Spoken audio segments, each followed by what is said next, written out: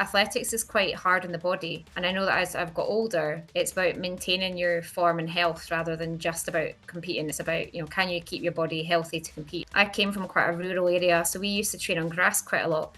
So it wasn't until I was maybe late teens that I really knew much about the Commonwealth Games, and we didn't really have a track to train on. So that was a large aim of my career, was to be a Commonwealth Games athlete. And I came so close on a couple of occasions. I teach P3 to P7, which is about ages 7 to 12. And as soon as they know that I'm a sprinter and I'm a runner, they want to challenge me, which I find hilarious.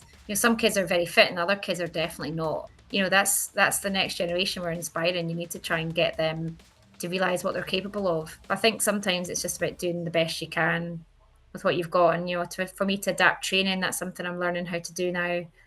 You might do less runs, you might do higher intensity, but less runs to try and get the best out of myself. So, yeah, I'd hope my body would let me still run. So, Stacey, you as a masters athlete have over 25 years of experience as a sprinter. So, from your experience, what would you say the secrets are in maintaining that motivation for training or for competing?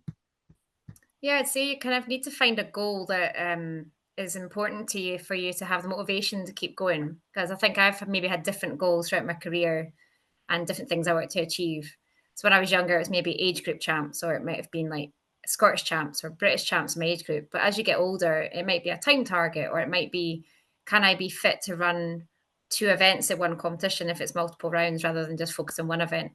Or can it be like, I was lucky enough, still getting picked for Scotland when I was like 32. So maybe it's changing event, and like I moved up to more to 200s, 400s than I did with 100, 200. So it's trying to keep it interesting as well. Athletics is quite hard on the body. And I know that as I've got older, it's about maintaining your form and health rather than just about competing. It's about, can you keep your body healthy to compete? Like lower limb injuries are really common in sprinters, especially masters athletes. Can you cope with the new spikes if you're going to wear them? The fancier kind of technology, like there is a bit more of a strength aspect you need to add into your training to cope with that. So as I got older, sometimes it is just getting to the start line feeling fully fit and knowing that I can run the best I can on that day. Whereas if you're in really good shape, which I'm lucky that I'm pretty good shape at the moment, but is it a case of, great, I'm going to challenge for a medal now, I want to win this race? And it's how can you maintain that form right through the champs, but also with short turnaround recovery times, because the older I've gotten, the harder it is to kind of not necessarily maintain my performance, but recover in between the rounds. Can I do a couple of rounds within 2 days? Yeah, it's interesting to hear your perspective on it because obviously for the younger athletes and for those who are just starting out, they can obviously find it really overwhelming sometimes as to how they need to train and what things they actually need to prioritize in order for them to get the goals that they want to achieve. And yeah, because obviously like you've competed for a few years, it's good to know that you now obviously it will differ from competition to competition, but you have a general you have a rough general overview now as to what you need to do for each competition moving forward. And obviously, as you just said before, you are from Scotland. You are a proud Scot in a sense. How important is it for you to represent Scotland on a wider scope and on an international stage? Oh, it's really important. Growing up, the main aim I had was, well, Commonwealth Games was the biggest we could have had as an athlete individually, or a relay team, as a sprinter. I came from quite a rural area, so we used to train on grass quite a lot. So it wasn't until I was maybe late teens that I really knew much about the Commonwealth Games, and we didn't really have a track to train on. So I didn't notice that I was any maybe slower than any other girls I raced against. I probably had the benefit of the extra strength work with the grass. But it wasn't until I ran on the track, I was like, actually, I'm quite fast here. This is something I could maybe look at. And that was a large aim of my career, was to be a Commonwealth Games athlete. And I came so close on a couple of occasions. I think 0.3 of a second was what was like all it took for being ranked fourth versus fifth. And that's what they took the top 4 girls. I think I had to move up events as well to try and qualify. So that was something that I realised, to make my mark, the 200 metre standard was pretty hard. So give the 400 a bash and see how things go. But I'd say for now that I've got a bit older, I've realised that my internationals for Scotland, I've had 15 of them. Like, they're pretty special. Had a few internationals abroad, a few like homegrown ones. I've been Scottish team captain, which is an honour that not everybody gets to have as well. And now that I'm a bit older in the Masters team, there's actually not many Scottish sprinters. I think I'm the only person in my age group in Scotland that's able to compete at the World Championships and actually medal. I've been really lucky that every championships I've done as a Masters, like World Indoors, World Outdoors, and European Indoors and Outdoors, I've medalled at all of them. And that's quite unusual to be able to kind of maintain that level. So I feel quite an unusual position that I'm in a kind of really friendly environment that can be obviously very competitive, but there's not many Scottish athletes there. You know, you've got the GB flag if you win and things, but I still feel quite, quite proud to be representing like a small kind of minority of the Scots out there. And hopefully I can get a Scottish flag to carry as well and not just a GB flag. But it's an honour. If I get to represent Scotland again in the sprinting, that would be huge. I'm 37 now and I was medalling at 35 at Scottish Championships. So, it's never seen ever, but you do realise that obviously with age, you do have to be a bit more realistic about my kind of goals, I guess, that way. But yeah, really proud. Scotland is probably underrated when it comes to sprinters. I think there's been a proud history of how well, despite the weather, we can still perform pretty good with, even more basic training environment. I was British under 23 championship training on grass. So you don't need the best of facilities. You just need that kind of grit and determination. I think a lot of Scottish athletes have to make do and get on with it and take the opportunities as they come. You're from Edinburgh Athletics Club. That's who you Mm. train with. So, what would you say? I think you kind of touched on it already, but what would you say the camaraderie is like within Edinburgh AC and the Scottish community as a whole? Yeah, Edinburgh sees we've now got Meadowbank Stadium back. There was a kind of refurb and they completely knocked it down and kind of demolished it and rebuilt it. So that was 2017. So we kind of got booted out and were told to kind of, you were training around Edinburgh in different venues. Grass was one of them. Another older track was there. Now that we've got Meadowbank back opened in 2022, we've actually got a base again. And I think it's quite nice to be able to see people performing at all different levels. There's a good kind of community of kids coming through, like under 13s.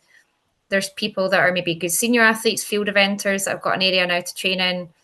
And there's also a few masters athletes, more distance based ones that you can see training. It's just nice to kind of show a friendly face, like to see how everyone's getting on in the sport as we kind of go through the season. And there's one of the girls that she trains in Edinburgh. She doesn't necessarily run for Edinburgh, but she's just smashed her PB at the weekend and taken almost a 3/4 of a second off, which is massive. So I think we all share in everyone's successes, and there's a good social media kind of output of results that we kind of see from other people. It's a case of you're seeing people come through the system at Edinburgh and they've managed to do it. And it gives you that incentive of, well, if they can do it, why can't I? And if you get the chance to wear the club vest, it's a massive honour, really, to, there's been a lot of Olympians and Commonwealth champions behind you. So yeah, I'm just really lucky that the club is supportive of me with our Masters Athletics. They do support a very small part financially towards some of the travel costs. It can be a very expensive experience being a Masters athlete. But yeah, very lucky. The club now having the track back open has made a massive difference. So very lucky that we've got that set up there. Yeah, 100%. And I didn't even realize that Edinburgh AC was getting all these developments. So that's obviously amazing for you and the rest. And if for the Masters community as a whole, then, so I think you kind of touched on it as well. Like you've got, well, you said yourself, it's an expensive endeavor, basically, because there's so much that you have to take into consideration when you're going to these competitions, whether it's your kids, whether it's you having to take time off of work, potentially, depending on what the opportunity is.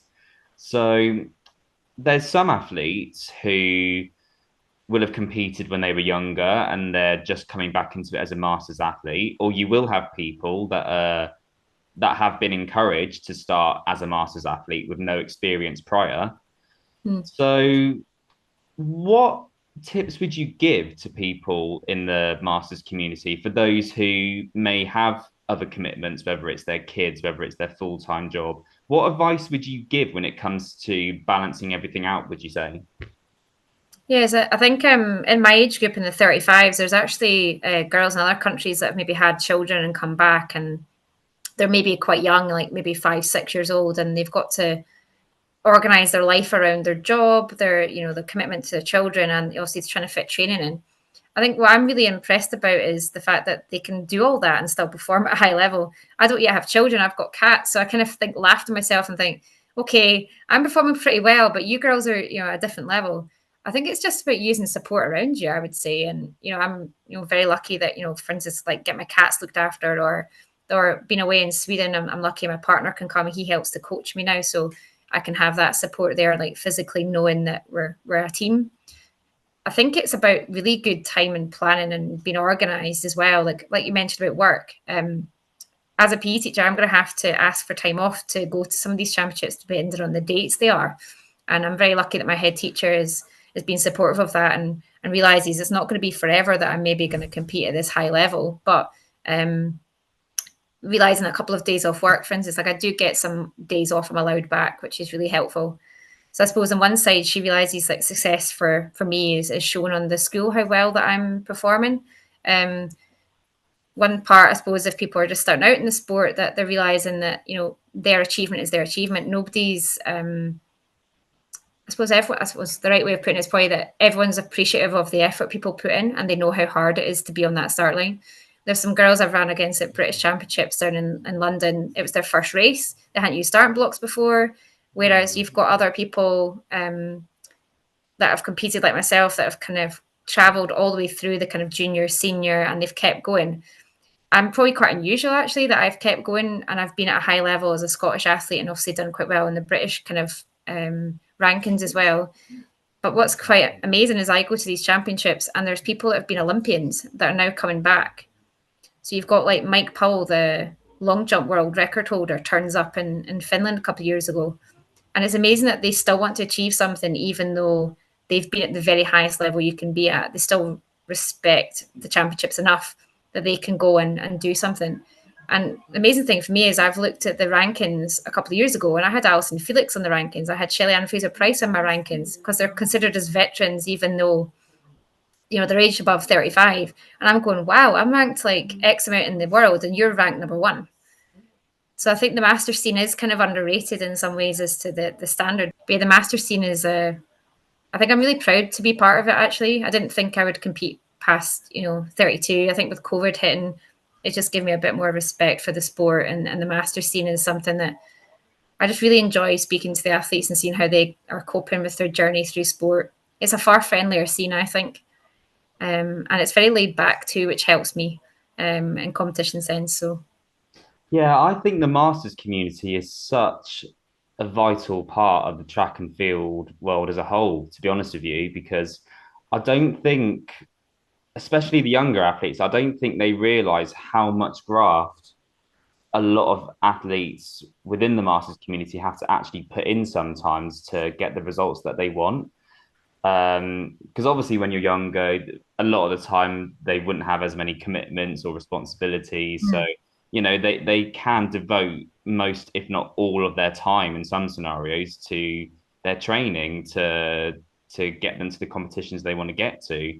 Whereas, like you just said, I mean, the fact that you're still competing and that you're really proud of what you've achieved, given that, you are in the masters community now, but you are basically proving that it's, that things are still achievable and that anyone can do it if they put their minds to it, basically. So, and that is what we want to try and get across to the community as a whole. I mean, it's not a case of once you hit the senior rankings, once you hit the masters rankings, that you are limited in some ways, when actually that's not the case at all. It's a case of having those plans in place, working out how you're going to execute those plans, and then once you're able to do that, basically, then you're laughing in a sense, because you're still doing what you love doing while being able to balance it all within your other commitments. And you said earlier as well that you are a PE teacher. That is what you do for your work. So, out of curiosity, how much are you able to incorporate athletics into your lessons when you teach kids? And how would you say kids as a whole respond to athletics based off of what you've seen from your experiences as a teacher? I think I'm quite lucky. I work in a primary school, so I'm the only PE teacher there, and I teach P3 to P7, which is about ages 7 to 12. And throughout the year, like I plan different blocks of activities of work. So like you might have team sports, you might have fitness, gymnastics, and so on. When it comes to like April, the summer term, that's where athletics usually sits. And the kids actually quite like the idea of being competitive. Athletics is a great outlet for that. So like being able to run, jump, throw, they want to know who the fastest is. And as soon as they know that I'm a sprinter and I'm a runner, they want to challenge me, which I find hilarious. But of course, they're not going to get beaten. So I do kind of sometimes, I will, if I feel okay, I'll give them a little sprint and show them that, I'm still there. And, for them to kind of laugh because they don't really get how old you are either. They think I'm a lot younger than I am, which is maybe, I'll be very grateful for them thinking that. But in a basic playground, we've just got like a playground that I teach in that's like it's like the kind of soft pour surface, so it's like slightly cushioned, and it's not massive, but if you set a challenge for the kids to go and do a distance run and say, look, we're going to try. There's an initiative came out of Scotland called the Daily Mile, which was can you run for however many times, and can you beat your best time for the same route. I sometimes set them a distance running challenge like that to say, okay, we're going to run for 5 minutes, can you keep running, and just to appreciate like the hard work required. With COVID, it's been a massive change because the kids don't understand what being out of breath feels like. They haven't maybe ran or competed, or some kids are very fit and other kids are definitely not, and the resilience is definitely different. And athletics has got all that. If you can beat, like, it's all about beating your best, like jump, beating your best. Long jump can be a really fun one for them because they can see, oh wow, I'm flying over above that cone. That's where my cone was, and they're just as good as some of the younger kids in high school. Some of the older ones in primary are just as talented, but they haven't seen what the next stage looks like. And I guess I'm lucky that I can say to them, look, if you want to follow athletics further, there's the athletics club down the road. It's literally a mile away. If you wanted to go to an athletics like kind of coaching session, here's where you could go. There's the times. There's what you can do. I'm in a lucky position that I can kind of get the kids and kind of coax them, the good ones anyway, saying, look, or even the ones that haven't really had a chance to try it, come and have a try. We set up an athletics club at my school so we could encourage the kids that maybe don't get the chance to go to other sports centres, to other clubs, so they can have a kind of try. Can we do javelin outside? The foam javelins, they quite enjoy that. They just like the idea of beating other people as well. And I know sports days is a great chance to kind of incorporate athletics. Depends on how they kind of want it done. Sometimes you do like a potted sports stations approach, and sometimes you do like races and things. The school I'm at for the space, we don't really have much space to do races. I would love for them to do races. I think if they could run against each other, some of the ones that aren't as academic might find their thing, and sport might be an outlet for them that they can really enjoy. Um, I'm slightly biased, obviously, but I think athletics is a key. If you can run, jump, and throw, you can do any sport. And if you can balance and hold your own body weight, and gymnastics, for instance, that also helps. So most other athletes that have got into like a high level of sport, a lot of them have had a broad range before they've specialised. And I'd done gymnastics and athletics before and even hockey, badminton and other sports before I specialised in sprinting about 16. So yeah, I think if we can get the kids interested in the sport early, and I think obviously big competitions, Olympics, they help, Commonwealth Games, that's the next generation we're inspiring. You need to try and get them to realise what they're capable of. And athletics it's the pinnacle one. Everyone wants to watch and see who's the fastest. Yeah, 100%. I think the primary school age is such a key age to start getting them involved with athletics because, I mean, obviously, like you've got the Olympics and you've got things like the Commonwealth Games, which do get some attention, but generally speaking, when you compare it to other sports, it is difficult to Mm, get people involved when you haven't got that, you haven't got that coverage to begin with, to get people involved. So for kids to see like teachers like yourself actually doing the sport, that is going to help motivate them to hopefully be the next Usain Bolt or whatever it is they mm, want to be, so it's if you can start them out young, then I think that's the best way to start them, to be honest. I think, yeah, once you get that mindset into them, that you know it is possible to do all of these different events, because you've got combined eventers as well that do all sorts, and mm. they're an inspiration in themselves because they have to achieve so much within so many competitions. So yeah, I mean, the fact that you're able to help them with that as a teacher, hopefully that will have a positive effect on them as they get older as well, with any luck. And very finally, then, Stacey, I was just curious, where do you see yourself in 10 years' time from now? Do you know, I've actually thought about, what would my future look like? And I think Mhm. I would still be running. I don't know if Okay. I could actually, now that I've discovered the master scenes there and how competitive it is, like the 35 age groups often there's a bit quieter because there's maybe people having a family or there's maybe not as many people in the sport. But the 40s and 45 categories are particularly competitive and they're running times that I'm running now. Like world records are getting broken. Marley Naughty, somebody I ran against when she was aged 50 and she ran 11.5 or something ridiculous like that. And she broke the world record. And I thought, like, you don't realize how good you could be. And maybe I was a bit of a late developer in the sport. Maybe I could be one of those people setting records when I'm older and inspiring, kids I've got in my own family or, my niece and nephew are very sporty. So I just want to be able to see that I've not missed opportunities that could have been there for me.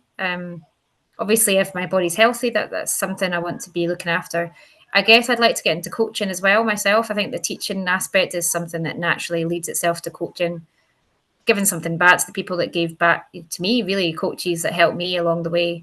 I like to kind of pass that on to the next generation, and through through teaching, I guess I've got opportunities to work in high schools maybe in the future if I wanted to change and go down that route. Um, yeah, I'd hope I'd be still involved in the sport in different ways, probably more coaching than officiating, and hopefully competing if I was still able to, if my body would still cooperate.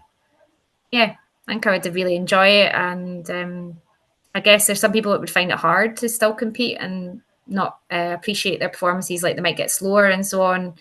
But I think sometimes it's just about doing the best you can with what you've got. And, for me to adapt training, that's something I'm learning how to do now.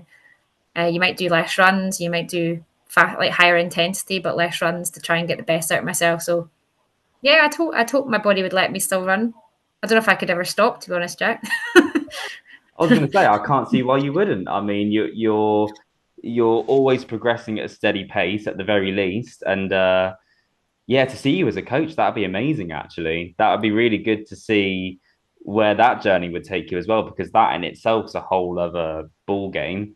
Mm. So yeah, but I'm sure you'll still be running around with tracks here and there in 10 years' time. I wouldn't even worry about it. You'll be fine. You'll be fine. But no, honestly, yeah, thank you for talking to me, Stacey. Oh, you're welcome. Thank you.